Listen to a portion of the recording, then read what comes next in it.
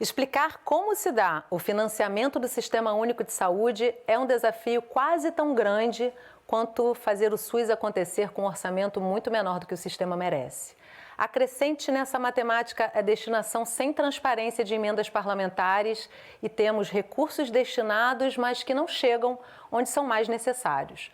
Uma pesquisa do IPEA aponta que entre os anos de 2014 e 2023, a participação das emendas nas despesas de ações e serviços de saúde subiu de pouco mais de 3% para quase 13%.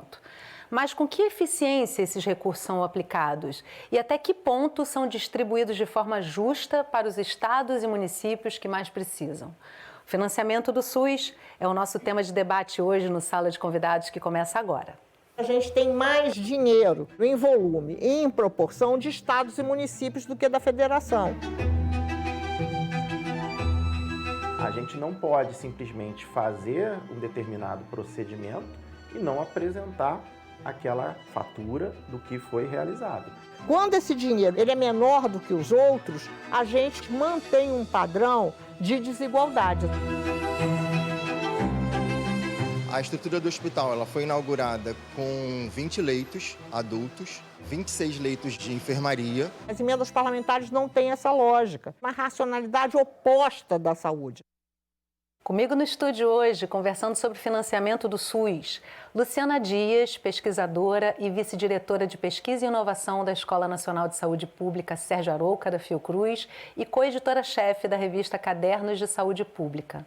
Também comigo aqui no estúdio, Sirlene Silva, secretária de Saúde do município de Mendes, no Rio de Janeiro.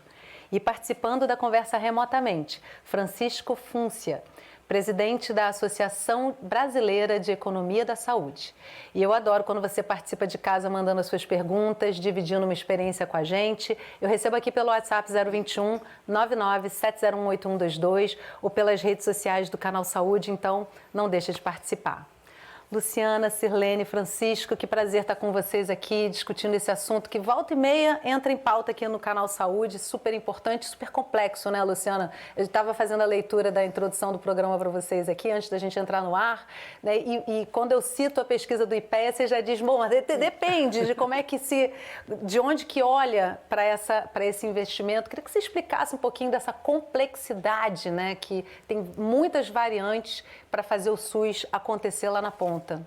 São muitos aspectos, né? Bem, antes de mais nada, bom dia. Prazer estar aqui com vocês, né? E mais uma vez, né, nessa sala de convidados. E, de fato, assim, esse tema do financiamento merece vários programas mesmo, porque ele é complexo, né? E é complexo porque tem múltiplas camadas, né? E a gente pode abordar o tema sob diferentes perspectivas também, né? Eu diria que, assim, do ponto de vista do financiamento, das fontes, né, que envolvem o financiamento público da saúde, a gente tem a complexidade de ter um sistema público, universal, numa federação, né, que é muito desigual entre si. Isso foi até colocado, né, pela professora Lígia Bahia, né, aquele clipe inicial. Então, é um financiamento que é tripartite, ele vem das diferentes esferas de governo, que compõem essa federação, mas há uma desigualdade muito grande do ponto de vista das condições reais de financiamento, né, da saúde, se você considerar os diferentes municípios, os estados, o Distrito Federal, né? Então, tem também essa complexidade do ponto de vista de como eu consigo garantir um recurso suficiente, estável, para dar conta das necessidades do SUS, olhando para essa federação tão desigual, né? Muito interessante, vários ganchos aí para a gente discutir. Sirlene, eu estou super feliz de a gente ter uma secretária de saúde com a gente aqui no estúdio hoje para falar um pouquinho de como é que tá ali na ponta. E eu acho importante começar trazendo com você, antes de ser secretária de saúde, você é uma enfermeira. O que eu acho muito interessante, porque teu olhar, provavelmente, quando você se depara com o orçamento, o financiamento e quais necessidades que você vai considerar essenciais, talvez tenha um olhar um pouco diferenciado daquele gestor que não é um profissional de saúde necessariamente, né? Como é que você percebe a importância dessa temática? Então, como a Luciana mesmo falou, né, e você trouxe, é uma temática complexa E ela se torna mais desafiadora ainda quando você está lá na ponta, né?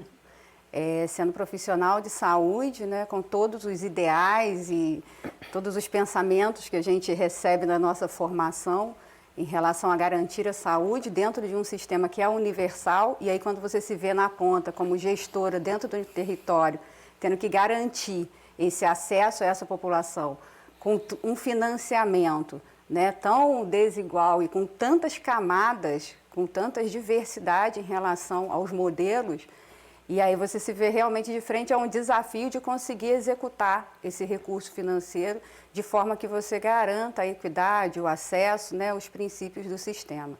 Então, eu agradeço por estar aqui, né, eu tinha conversado até com a Luciana um pouquinho antes a respeito disso, quanto é importante a gente ter a participação dos municípios pequenos, né, nessas discussões.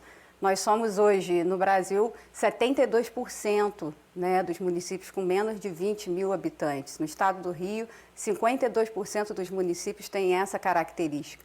E o quanto é importante a gente estar falando sobre isso em cenários onde você tem realmente essa desigualdade muito acirrada na ponta, né? As dificuldades que a gente tem em relação a executar esses recursos dentro do modelo, né, do que o Ministério preconiza, e garantir o acesso, a universalização desse acesso, mediante também a questão do aumento aí das judicializações que visam garantir o direito à população também.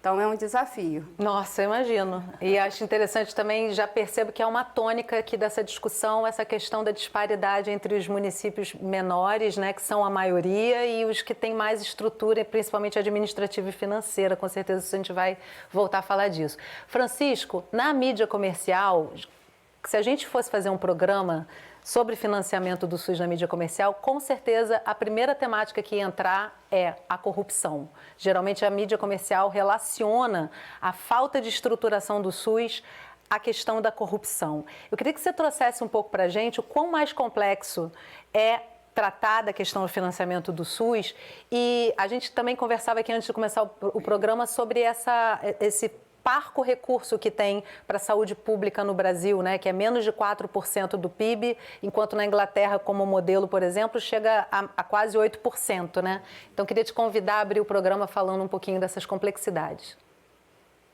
Obrigado, Yasmine. Muito bom estar aqui com a Luciana e com a Sirlene.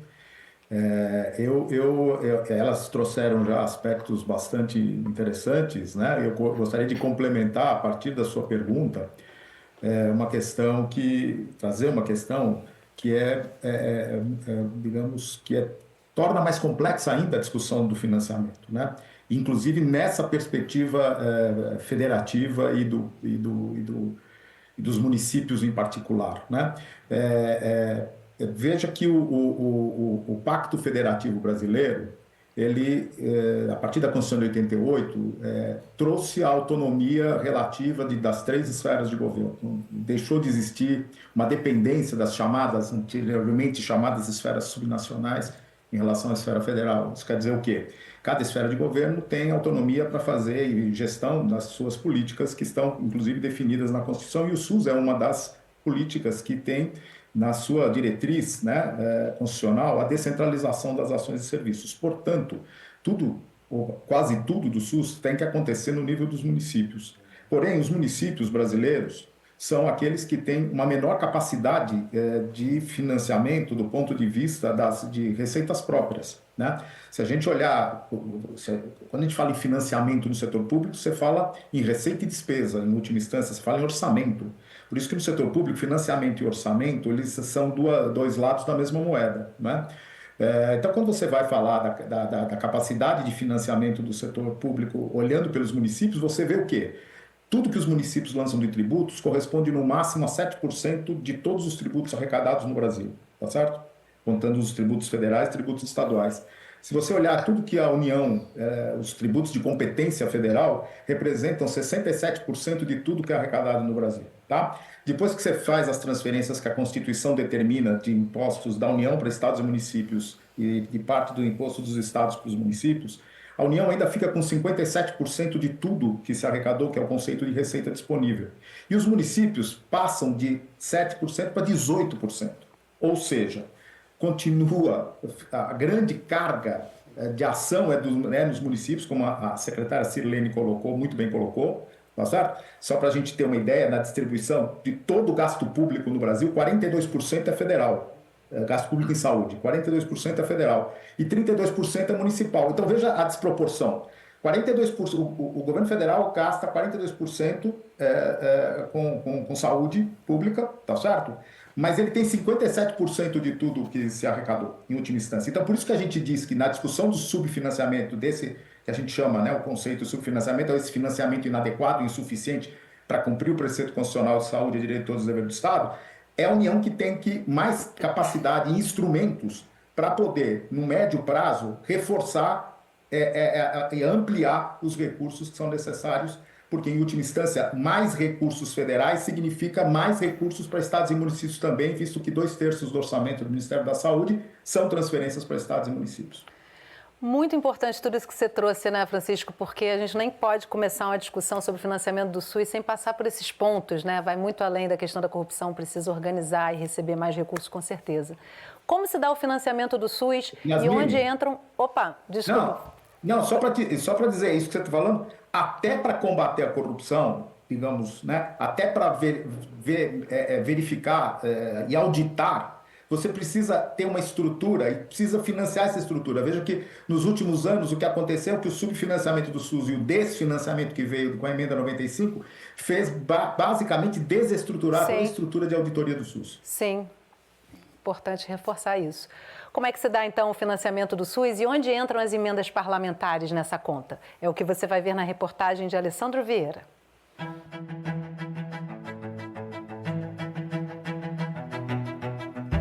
O SUS está presente em partes do nosso cotidiano que a gente às vezes nem percebe.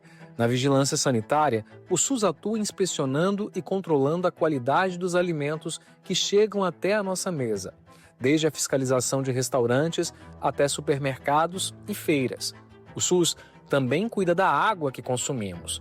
Está presente nos atendimentos médicos, exames, internações, no acompanhamento de doenças crônicas e na vacinação. E como tudo isso se paga? De onde vem o dinheiro para garantir acesso universal e igualitário aos serviços de saúde no Brasil? O orçamento nosso para a saúde, ele é tripartite, né? Então, ele tem 3 fontes, municípios, estados e União. Municípios, eles são obrigados, por lei, a contribuir com 15% dos seus orçamentos, estados com 12% dos seus orçamentos e a União com 12% não da arrecadação, da receita líquida bruta.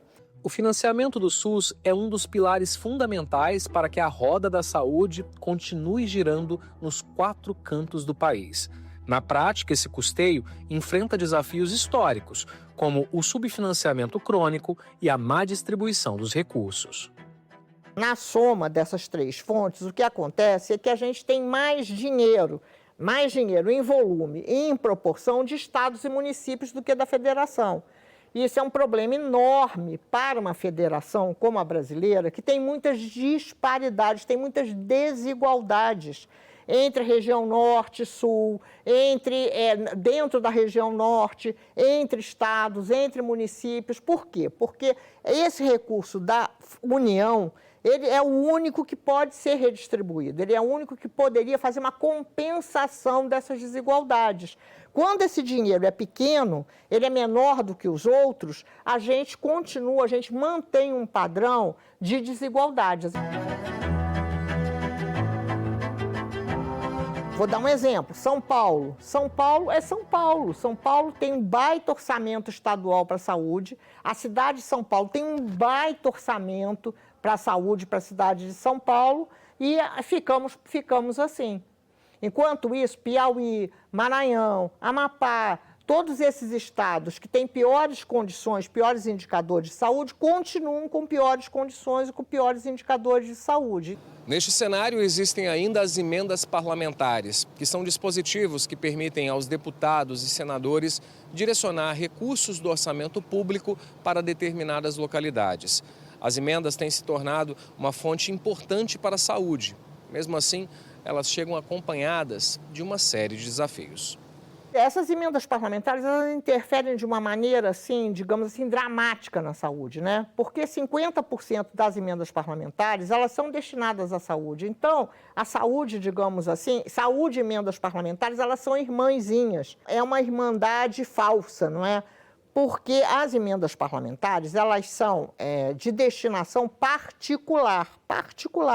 Deputados, senadores, etc., destinam dinheiro para determinado estabelecimento de saúde, ou para determinada reforma, ou para determinada ampliação, e, digamos assim, sempre de acordo com suas bases eleitorais.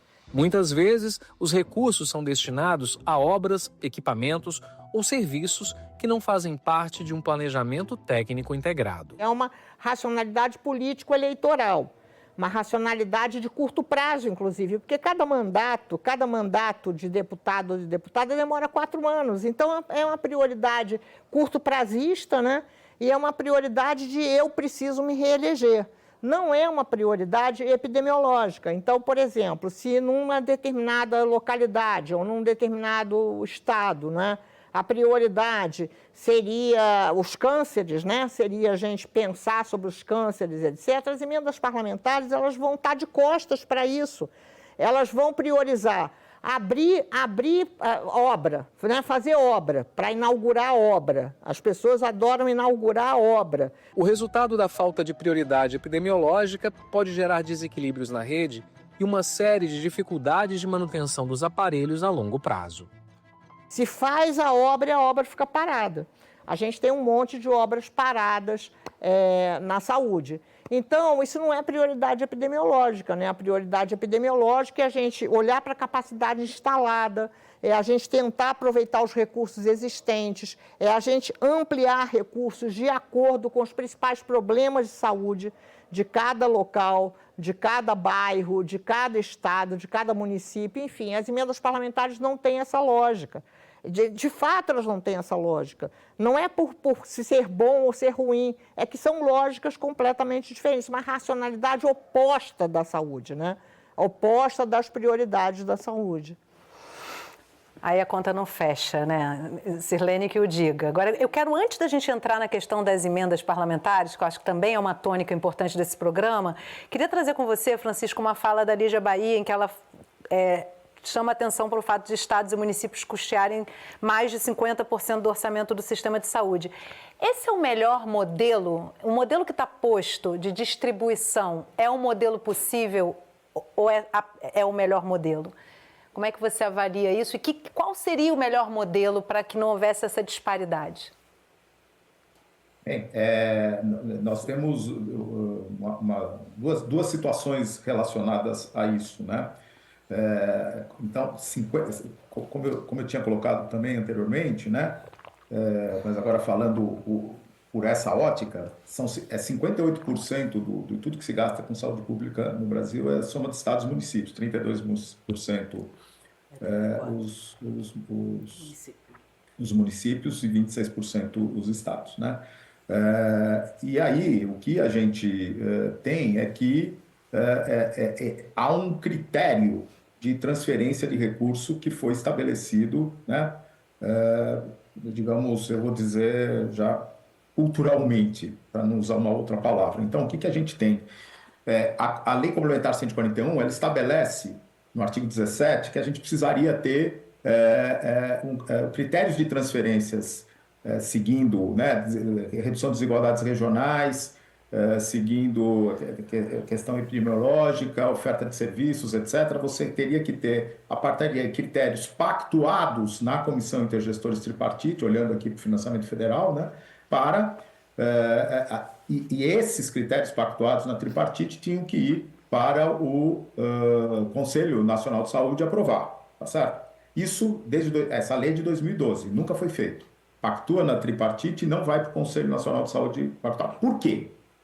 Acho que é importante, né? Não é porque tão somente falta vontade política, tá, para isto.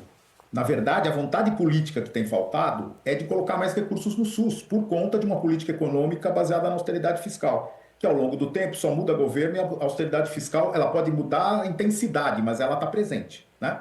Então, e a austeridade fiscal é o quê? É olhar que o equilíbrio das contas públicas tem que ser federais, se faz única e exclusivamente pelo controle dos gastos públicos, como se os gastos públicos, de uma maneira geral, fossem todos exacerbados, e os da saúde, em particular, todo mundo acha que a saúde tem muito dinheiro, e a gente sabe que a saúde é subfinanciada, como nós já pudemos dizer. Então, para a gente poder mudar os critérios de transferências de recursos, a gente precisa ter mais recursos alocados no governo federal. Por quê? Porque, veja, sem entrar no mérito do critério da transferência, qualquer que seja o critério de transferência que eu mude do que existe hoje, tá certo? Para algum outro critério de transferência. Se eu não mudar o bolo que vai ser transferido, o que vai acontecer?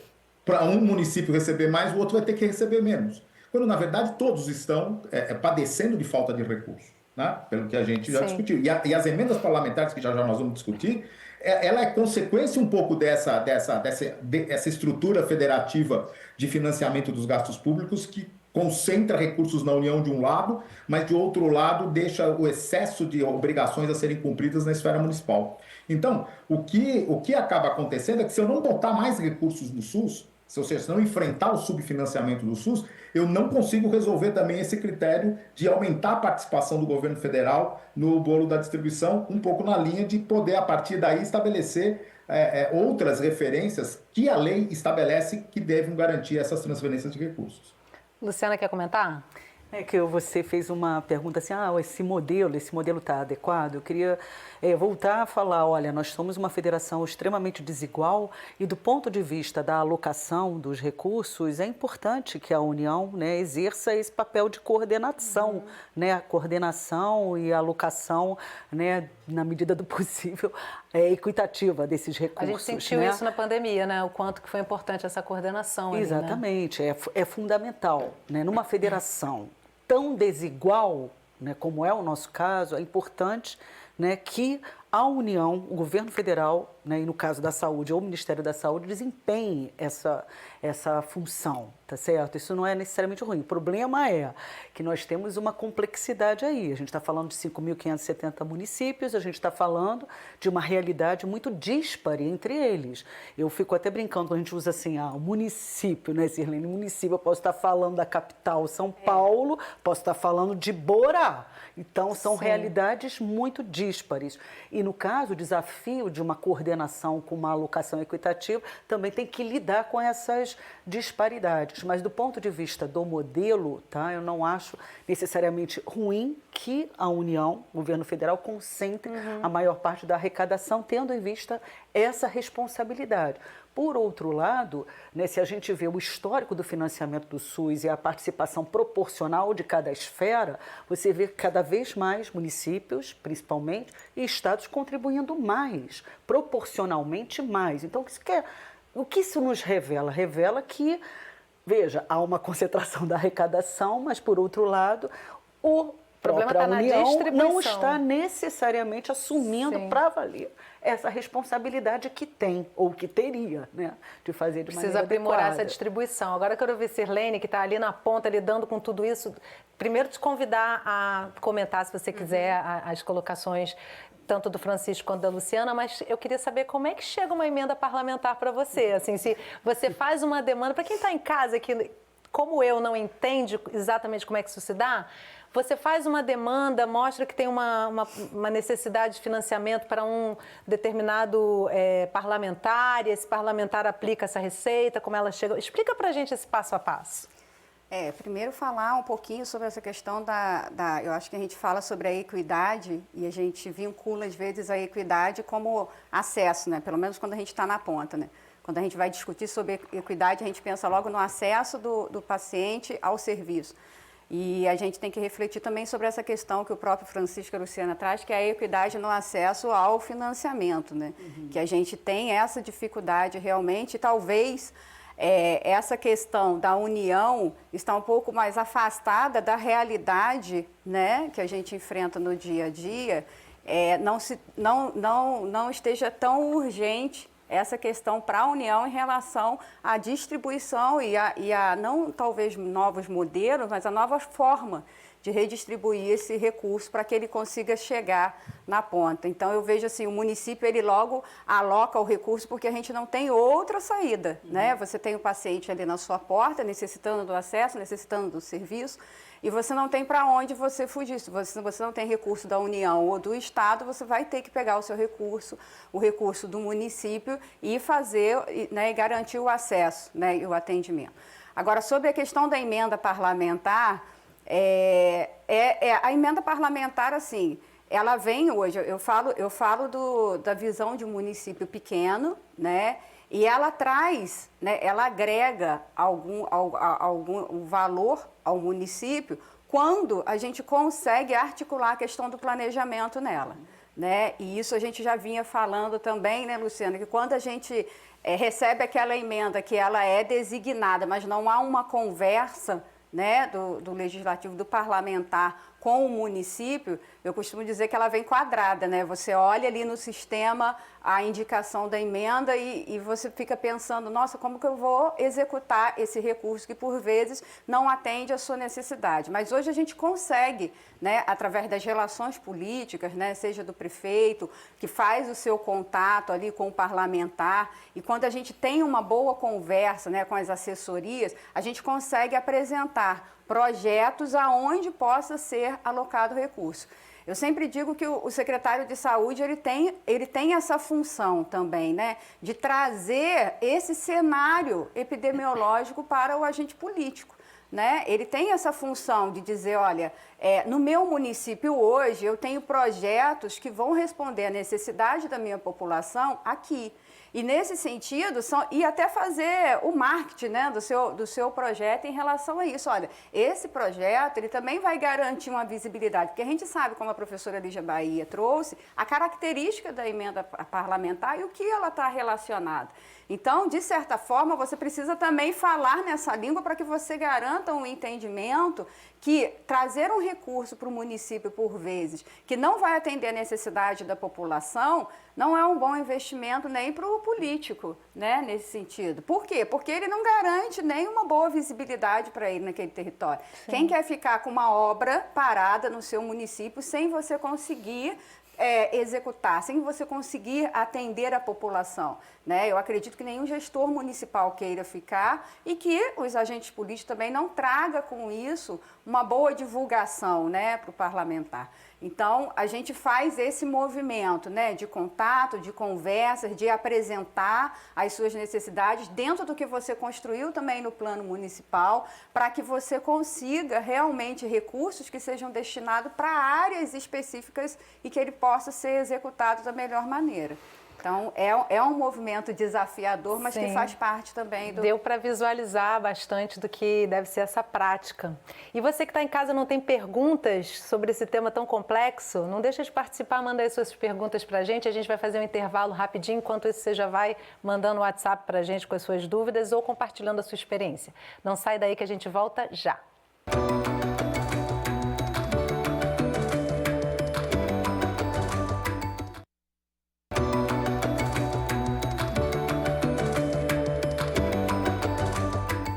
Sala de Convidados está de volta conversando sobre financiamento do SUS. Comigo no estúdio para essa conversa, Luciana Dias, pesquisadora e vice-diretora de Pesquisa e Inovação da Escola Nacional de Saúde Pública Sérgio Arouca da Fiocruz e coeditora-chefe da revista Cadernos de Saúde Pública. E também comigo aqui no estúdio, Sirlene Silva, secretária de Saúde do município de Mendes, no Rio de Janeiro. E participando dessa conversa remotamente, Francisco Fúncia, presidente da Associação Brasileira de Economia da Saúde. E você que ainda não participou do programa de hoje, manda aqui as suas perguntas, seus comentários pelo WhatsApp 021 99 701 8122 ou pelas redes sociais do Canal Saúde. A gente agora vai lá na ponta, onde o financiamento precisa chegar, numa porta de entrada do SUS, na reportagem de Alessandro Vieira. Pegamos a ponte Rio-Niterói com destino a Maricá. A cidade fica a 1h30 de distância da capital fluminense. É aqui que fica o Hospital Municipal Dr. Ernesto Che Guevara, que está localizado às margens da rodovia Amaral Peixoto, A unidade foi inaugurada em plena pandemia de Covid-19. O hospital, desde o início, ele era concebido para ser um hospital geral. Com a emergência de saúde pública, que foi a pandemia de Covid-19, a gente teve que fazer um desvio ali e torná-lo 100% para atendimento dos pacientes de Covid-19. Uma vez que nossa rede de urgência e emergência hospitalar não poderia deixar de atender as outras doenças e outras situações, como traumas, infarto agudo do miocárdio, acidente vascular encefálico, as pessoas continuavam a ter esses problemas de saúde. O secretário de Saúde do município conta que, com o avanço da vacinação e a queda dos casos de Covid-19, o hospital mudou de perfil. O TCHE, como é chamado por aqui, se tornou uma referência em saúde pública na região. Sempre busquei essa incorporação, inclusive das tecnologias novas que conforme fossem chegando, sejam os testes novos para diagnóstico, aqueles testes rápidos que hoje todo mundo usa, tem na farmácia, os testes mais sofisticados, medicamentos que fossem desenvolvendo, isso tudo a gente procurou sempre trabalhar incorporando e habilitando no Hospital de Che Guevara. Até o momento agora que ele passa e continua, nessa transformação dele realmente num hospital geral com alta resolutividade, ou fazendo procedimentos de média para alta complexidade, sendo um hospital que realiza cirurgias, como a cirurgia bariátrica. A gente consegue ter uma ideia das mudanças observando também a estrutura do hospital. O Alexandre Silva é supervisor de enfermagem, atua na unidade desde o início dos trabalhos e acompanhou tudo de perto. A estrutura do hospital ela foi inaugurada com 20 leitos adultos, 26 leitos de enfermaria na proposta do Covid. E depois do Covid a gente começou a atender pacientes com trauma e pacientes de cirurgias eletivas. E para que tudo continue funcionando 100%, é necessário prestar contas direitinho dos gastos e do que foi realizado com o dinheiro. A gente não pode simplesmente fazer um determinado procedimento e não apresentar aquela conta, aquela fatura do que foi realizado. E aí você acaba perdendo o controle e é gasto que você não aponta que você está fazendo. E para que o Hospital Municipal Dr. Ernesto Che Guevara siga ampliando serviços e oferecendo novas tecnologias, existe um diálogo permanente em torno de mudanças e novos recursos. Todo mês eu estou colocando alguma coisa na reunião dos gestores, habilitando com o Estado, com o governo federal, buscando sempre esse financiamento. Então, toda semana tem alguma coisa que a gente publica.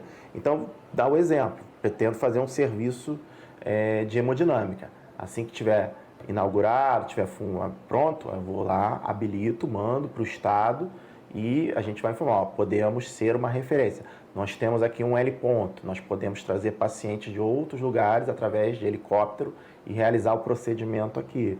Então, a bariátrica, levei para a comissão de intergestores, que reúne com vários secretários da região. E aí informei, olha, eu tenho aqui um serviço de bariátrica, sabemos que na região existe uma demanda, eu quero habilitar esse meu serviço. E aí a gente passa a receber o recurso dali. Sirlene, assistindo essa matéria, assim, me vem várias... Vamos compartilhar, que vocês estão aí tricotando, já tem várias... A gente fica conversando aqui enquanto está assistindo as matérias e, assim, essa matéria, especificamente, ela traz várias coisas ali da ponta, do desafio do gestor. Uma das coisas que me chamou a atenção foi o Marcelo Costa falando que o Che Guevara, esse hospital, passa a ter um papel regional. E isso faz com que eles buscassem uma pactuação regional. Então, assim, qual é a importância desse tipo de pactuação entre os municípios pequenos para justamente você começar a ter um centro de referência e buscar, inclusive, esse orçamento de forma conjunta, de alguma maneira? Um dos desafios aí que a gente viu na matéria, a gente estava aqui comentando, é em relação ao próprio local, que o doutor Marcelo, de onde ele fala, que é Maricá, que é um dos municípios que tem maior arrecadação de royalties, tem uma realidade, de arrecadação de receita diferente dos demais, Importante ressaltar isso, né? Faz a diferença, isso, isso faz muita diferença, nesse processo, inclusive de habilitações. Né? Por quê? Porque para você iniciar o serviço, primeiro você precisa ter o serviço, você precisa constituir equipe para esse serviço, para você iniciar os processos de pactuação. E para isso você precisa ter recurso para sustentar. Investimento prévio, você né? precisa fazer um investimento, né? Você precisa ter um planejamento estratégico para você poder investir nesse serviço dentro desse planejamento macro, até que você consiga habilitar esse serviço de uma forma regional. E para isso o município precisa ter recurso. Né? O que hoje muitos municípios utilizam, às vezes, o recurso de emenda parlamentar quando ele tem um bom planejamento para isso. Que aí eu acredito que é válido você fazer. Né? Mas você vai ter que ter o recurso para você poder dar esse pontapé inicial, né, de investir. Então, nesse processo de regionalização, ele é muito importante, principalmente para a gente que é município pequeno, né? O município onde eu estou, 17.502, né, habitantes, né? Não tem nem 18 mil habitantes, é um município que depende, né, de articulações regionais dentro desse cenário. E aí eu vou te falar um pouquinho rapidamente do nosso planejamento, mas em 2021, quando nós chegamos no município, o maior desafio era conseguir fazer com que esse município pequeno, ele seja inserido na RAS regional, porque a maioria desses municípios são municípios que atuam no processo só de solicitante, ele não executa nada para a região. E você tem um desafio, porque você não tem recurso próprio para investir dentro de um planejamento que você faça com que esse município também seja um executor, né, para a região. Então, esse era o nosso desafio em 21, aonde a gente foi trabalhando através, inclusive, de recursos de emendas, para a gente ir fomentando serviços dentro do território que pudessem ter pactuação, serem pactuados de forma regional. Hoje eu tenho, dentro do município de Mendes, serviços que nós já pactuamos. E, inclusive, esse olhar, porque aí o gestor municipal ele tem que fazer esse olhar, inclusive, macro, entendendo aonde o Ministério da Saúde, aonde o Estado está promovendo ações de políticas estruturantes, aonde você vai ter realmente financiamentos. Porque o processo de habilitação ele também é complexo, porque, por exemplo, você tem portarias que elas estão direcionando o recurso, no entanto, o município pequeno ele não tem porte populacional para habilitar o serviço. Claro. Apesar dele ter demanda, necessidade, dele precisar trabalhar com escala para ele conseguir recurso financeiro também, ele não tem porte populacional para muitas habilitações. Isso. Então, esse estudo, ele precisa ser feito pelo gestor municipal. Então, veja bem, num município onde você tem uma baixa capacidade administrativa, que foi até o que o Francisco trouxe também, pela característica do município, então você tem uma capacidade administrativa e de planejamento e de equipe técnica, por vezes, reduzida, você precisa ter uma habilidade de fazer todo esse desenho para você construir um planejamento onde você consiga utilizar do recurso para você poder ter serviços que você consiga designar ele de forma e habilitar ele de forma regional. E dar continuidade. E dar continuidade. Aí a continuidade desse serviço, ele vai ter que vir através das habilitações para que você consiga recurso federal e estadual. Mas aí nós entramos ainda num outro desafio. Por isso, quando a gente fala assim, existem distorções nas questões a emenda parlamentar, ela traz distorções, né? A gente vê, mas a gente vê também muitas dificuldades, muitos desafios em outros modelos também de distribuição e até políticas bem estruturadas em relação ao acesso do município, né, pequeno. Então, hoje, por exemplo, eu tenho habilitações no Ministério da Saúde desde setembro, né, e um processo já em análise técnica, mas existe uma demora no processo de avaliação para que você passe a receber o recurso. Então, por mais que o município ele tenha interesse, um município pequeno, em fazer esse movimento, a gente tem desafios em relação a esse processo burocrático. Agora, a importância da regionalização, ela é fundamental nesse processo. O município pequeno, ele não consegue andar sozinho.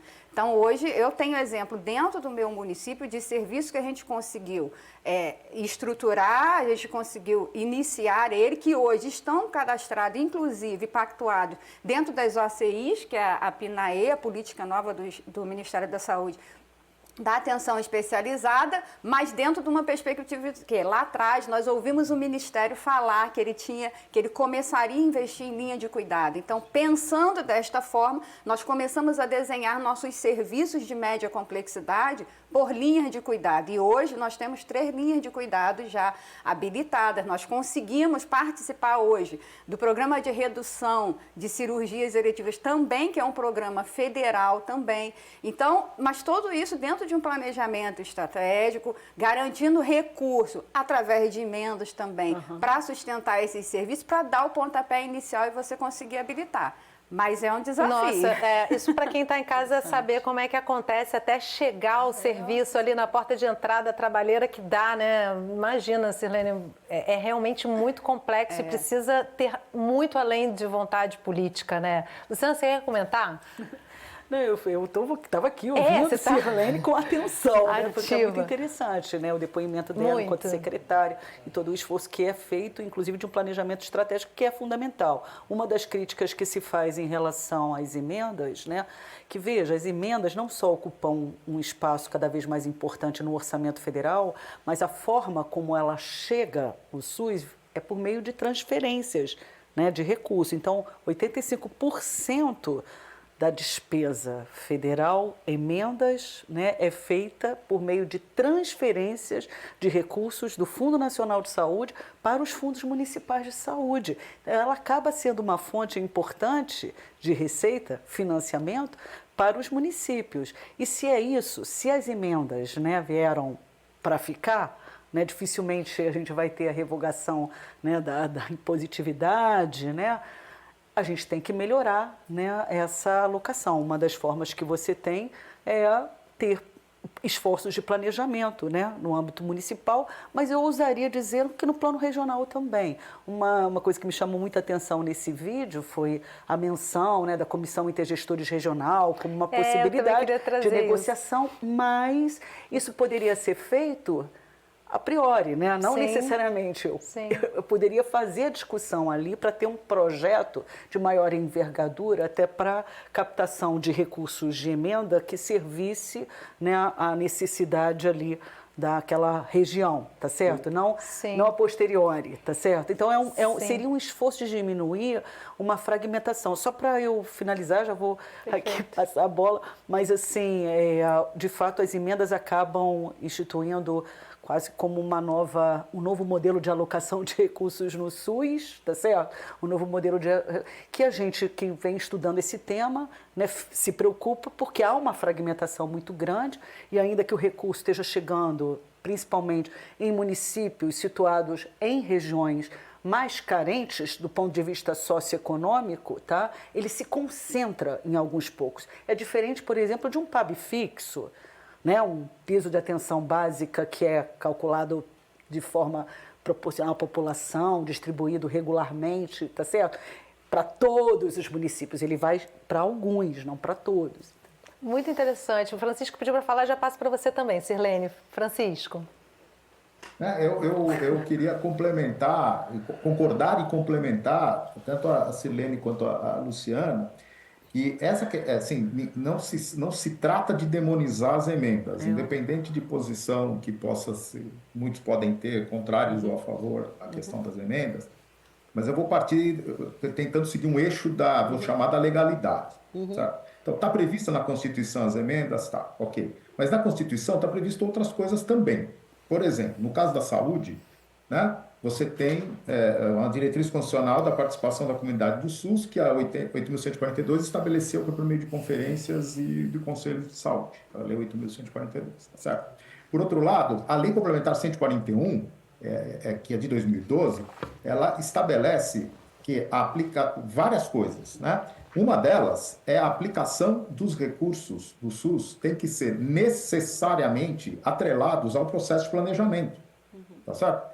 E aí não se trata de ferir a autonomia do parlamentar. Está acima de qualquer coisa o interesse público. Então, se eu tenho um regramento também constitucional que diz que a saúde é direito de todos e dever do Estado e que diz que tem que ter integralidade, etc. E, por outro lado, se eu tenho uma lei complementar à Constituição que estabelece que, no caso da saúde, as despesas todas elas, inclusive transferências, e como bem lembrou a Luciana, emendas são transferências, de uma forma, né, de transferência de recursos, ela tem que estar atrelada à questão do planejamento. Tem o Plano Nacional de Saúde, tem a Programação Anual de Saúde, tá certo? E isso tem que ser pactuado ex ante. Olha, então vai ter emenda parlamentar, vai para onde? Vai para quê? Veja, só para ter uma ideia da complexidade dessa discussão, eu não lembro o número, né, peço desculpas, mas semana passada foi publicada uma portaria do Ministério da Saúde, muito boa, com 118 artigos, que trata da regulamentação, digamos, desses critérios para as emendas, né, da transferência das emendas parlamentares na área da saúde, e foi revogada no dia seguinte. Por quê? Porque o Congresso Nacional está discutindo com o TCU questões relacionadas a essa questão das transferências por conta da coisa que também o Supremo Tribunal, o ministro Flávio Dino, procurou também estabelecer. Basicamente o quê? Ninguém cerceou a emenda. Está dizendo o seguinte, tem que tem que atrelar ao interesse público, tem que atrelar as necessidades de saúde da população, tem que atrelar ao que a legislação estabelece da necessidade dos planos. E aí, eu só completaria dizendo essa questão da revogação, tá certo? O que dizia esse plano, essa portaria? O Ministério nada mais fez do que dizer, olha, tem tal lugar da ação direta de inconstitucionalidade que o Supremo julgou que determinou isso. Tem no TCU isso, tem no CA, tudo isso que estava espalhado, os vários issos, ele falou, vamos pôr numa portaria. Só, não criou nada novo. Mas já criou celeuma, entende? Então, o que a gente precisa é fazer com que as emendas parlamentares elas estejam na lógica do planejamento. Por quê? Porque se o parlamentar amanhã não quiser dar mais essa emenda, não for reeleito, seja lá o que for, a lógica do recurso ela está dentro do processo de planejamento. Então, se não tiver a emenda para financiar, vai ter que ter outra coisa. O que não pode é, de repente, cair do céu uma determinada finalidade de emenda que não esteja atrelada a nem ao Plano Nacional de Saúde, nem ao plano do município que recebeu o recurso e assim sucessivamente. E aí a gente entra numa discussão que é até um pouquinho mais ampla do que a saúde em si, que é o fato de a gente viver num sistema presidencialista e cada vez mais essas emendas darem um tom de parlamentarismo, né, na distribuição desses recursos. E aí vi aqui a Sirlene, assim, quando falou da portaria, ela fez uma cara assim, de alívio, de felicidade, né? Porque, de repente, compilar aquilo ali tudo e deixar claro, isso aqui vai precisar... Agora, a gente vê que no dia seguinte essa emenda dá-se para trás com a portaria, porque existe um regime de forças políticas em que não basta a vontade política de quem está no executivo, né, Sirlene? Sim, foi a portaria 6.870, né? E aí a 6.871 revoga ela, né? Logo no dia seguinte.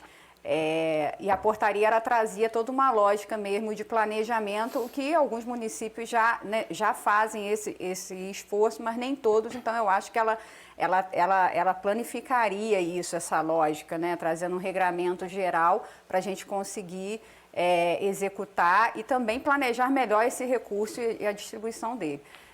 E aí, voltando um pouquinho na questão até da CIR, quando a gente falou de regional, eu ia só complementar, Luciana, a questão de que esse esforço do planejamento não ser só um planejamento local. Sim. Não está relacionado só a um plano de governo, mas a um plano de Estado, né? Que aí a gente está falando de um plano de Estado que ele vai pegar a questão da regionalização da saúde e não um plano só do seu governo, que são 4 anos e ele é transitório, né? Então, esse esforço de você conseguir enxergar quais são os vazios assistenciais na minha região, né? Então, no nosso caso lá da Centro-Sul, qual era o vazio assistencial da nossa região? Oftalmologia. Então, eu vou criar um serviço de oftalmologia, porque a minha região não tem, para que eu consiga atender a minha região dentro desse serviço e haja a possibilidade de eu habilitar esse serviço dentro do Ministério da Saúde.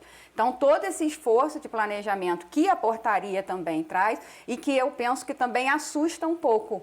Por que ele assusta um pouco? Porque, infelizmente, apesar da gente ter tantas ferramentas de planejamento no sistema, elas são pouco utilizadas, né? A gente traz alguns planos, às vezes, o plano municipal de forma muito estática. E a gente vê, e a gente até viu na fala do secretário de Maricá, o esforço de um planejamento que não é estático. Você planejou o hospital para algo Aí vem uma e depois pandemia, você muda tem tudo. que ir mudando ele Sim. de acordo com a necessidade. Você vai expandindo o serviço. Sim. Mas, infelizmente, durante muito tempo, a gente trabalhou com os planos municipais de forma muito estática. O plano, ele é feito lá através das conferências, ele é criado e ponto, né? Como se fosse um documento apenas para a gaveta. E o plano não é isso. O plano, ele não é estático, ele é dinâmico. Ele precisa, essa conversa com os conselhos, ela precisa acontecer constantemente, porque há mudanças no território, há mudanças epidemiológicas, há mudança de financiamento, e isso o plano precisa estar conversando com isso. E aí, muitas vezes, a judicialização é que vai te empurrando para priorizar determinadas demandas no meio de tantas, né, Sirlene? Eu quero passar para você, Luciana, mas eu antes queria trazer a participação aqui da nossa audiência. O Rodinei está sempre aqui com a gente, não posso deixar de trazer. E aí, já te abro para você trazer as suas considerações e também comentar isso aqui. Ele diz assim, financiar melhor o SUS não é simplesmente colocar dinheiro, é de se tomar cuidado para que esse não seja, entre outras coisas, drenado pela iniciativa privada, pelo caminho dos convênios, que muitas vezes estão mais preocupados com o lucro do que com o bem-estar do paciente. Assim, a gente está no finalzinho do programa, mas eu queria muito trazer essa participação dele, e você também na nossa conversa anterior ao programa, você trouxe essa questão também das parcerias público-privadas nesse âmbito do SUS, né, e de distribuição de recursos.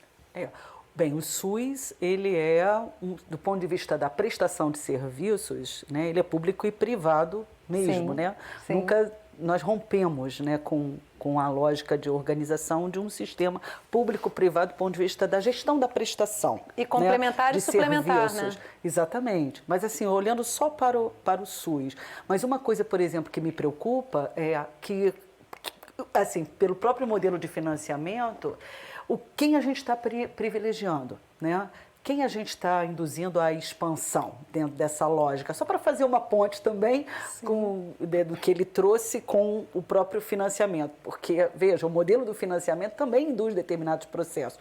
E aí, fazendo o link com as emendas parlamentares, a maior parte das emendas parlamentares hoje, tá, são emendas para custeio, né? Para o custeio. E você tem alguns regramentos também que impedem o uso, né, de emendas para determinadas finalidades, né? E, inclusive, nos estudos que a gente vem realizando, né, o que a gente nota, pelo menos o que a gente tem, né, averiguado, né, na realidade dos municípios, né, é que muitos dos recursos das emendas estão sendo utilizados para a contratação de pessoas jurídicas. Pessoas jurídicas, tá certo? Então, houve uma expansão, porque você tem que gastar, de alguma forma, aquele recurso que chega num ano, não necessariamente é garantido no outro ano, há uma instabilidade muito grande, por isso que essa questão, olha, que o Fúncia trouxe, eu gostei, olha, dá sustentabilidade, o planejamento também, né, Fúncia? Porque se não vai rolar no outro ano, vai ter que vir por alguma outra fonte, considerando que aquilo é uma ação prioritária. Mas veja, mesmo na lógica das emendas parlamentares, você tem hoje uma certa indução também a um tipo de contratação que também é questionável, né?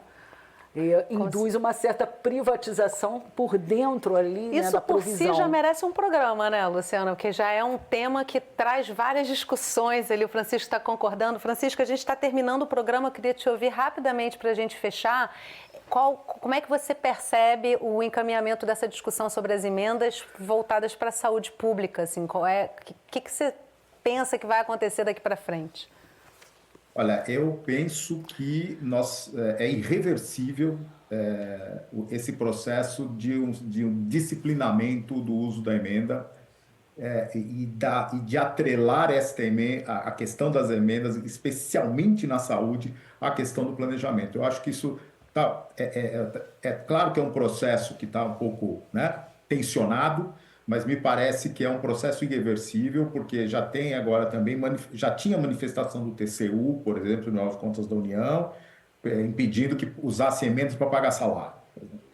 Aí tem essa questão que a Luciana lembra, que você tem outras formas de contratação de pessoas, pelo meio que é pessoa jurídica, né, com a tal da chamada pejotização que ocorreu, etc. Então mas não só isso, né? Você tem também toda uma outra discussão acerca como a Sirlene tinha colocado, quer dizer, aonde alocar, como alocar. Quer dizer, a questão da discussão regional seria muito melhor se a gente conseguisse avançar também numa lógica de que você tivesse possibilidade, instrumentos de finanças públicas para fazer a gestão regional e não ter que fazer do jeito... Hoje, o único jeito de fazer gestão regional é via consórcio, se a gente quiser. Fora isso, não tem. Aí tem que um município assume a questão da ser a referência na região. Aí gera um monte de problema de operacionalização e do efetivo financiamento, que na prática a gente sabe que acaba gerando distorções. Então, se a gente tivesse finanças públicas que pudesse ter também uma gestão regionalizada, a gente caminharia muito, mas muito nesse sentido, né? E por fim, concordo com a Luciana quando ela diz o seguinte, olha, na prática, do jeito que está, veio para ficar. Então, enquanto está, temos que ver como que a gente faz para aquela, eu vou chamar aquela tal da redução de danos. Olha, vamos fazer com que pelo menos ela esteja atrelada ao processo de financiamento, etc, etc, etc. Só para dar uma dimensão, que eu queria só comentar, 2013 foi o último ano antes das emendas impositivas. 2014 ela entrou pela lei de responsabilidade, pela lei de diretrizes orçamentárias e 2015 na Constituição. Então 2013 foi o último ano. Na saúde, as emendas representavam 1,1% do orçamento da saúde. As emendas da saúde, gastos com saúde. E aí chegou a quase 12% em 2024. Então a gente percebe que o quanto que cresceu o peso das emendas. Elas aumentaram, esse número é importante, 2.657% em termos nominais, em termos de valor, de 2013 para 2024. E o orçamento da saúde também, em termos nominais, a ação e serviço público de saúde, cresceu 163%. Então isso é uma questão. E a segunda questão que eu queria falar é importante, que é o seguinte, muita gente diz, tá certo? Na saúde tem muito dinheiro, quando discute especialmente com a área econômica. E agora, esses últimos 2 anos, olha, colocou quase 70 bi a mais na saúde. Só vamos lembrar que a base de comparação é comprimida, porque foi aquela da emenda 95 que tirou 70 bi do SUS. Exatamente. Então tem que ter muito cuidado quando o senso comum olha que ela tem muito recurso na saúde. E é muito importante a gente terminar o programa com essa fala, né? Assim, sempre pensar esse teto dos gastos vai ainda trazer vários problemas ao longo dos próximos anos, porque a gente ainda está pagando por ele, né? Francisco, muito obrigada pela sua participação aqui com a gente. Sirlene, Luciana, que prazer estar com vocês aqui, que papo bom. E obrigada a você pela sua audiência aqui pelo Canal Saúde, um dos nossos canais parceiros. Se você quiser compartilhar essa conversa, acesse o site ou o aplicativo do Canal Saúde. A gente se vê no próximo programa. Até lá!